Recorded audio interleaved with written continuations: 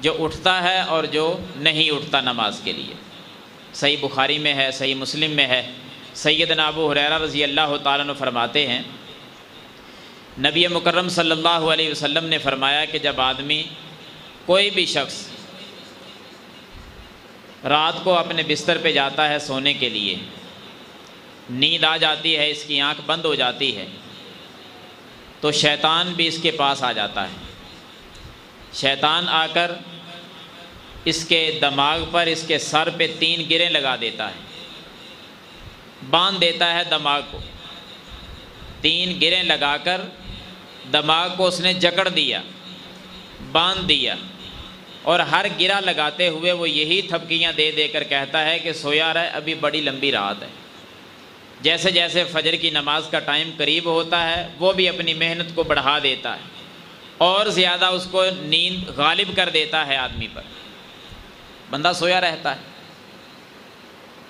اب آگے دونوں قسم کے لوگوں کا تذکرہ، یہ ہر کسی کے ساتھ ہوتا ہے، مردوں کے ساتھ بھی عورتوں کے ساتھ بھی۔ شیطان سر کو باندھ دیتا ہے، 3 گریں لگا دیتا ہے۔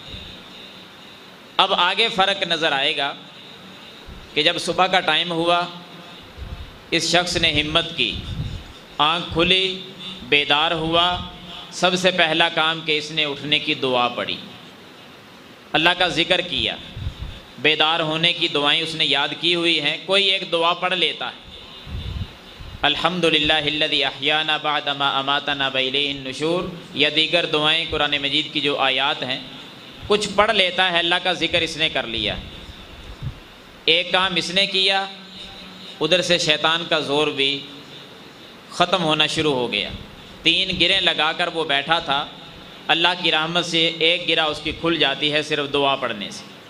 جب ایک گرہ کھل گئی تو اب اس کا وہ پہلے والا زور نہیں رہا، اب اس کا غلبہ جو 3 گرہ لگا کر بیٹھا تھا، جو غلبہ اس کے اوپر تھا، اب وہ غلبہ نہیں رہا، وہ کم ہو گیا۔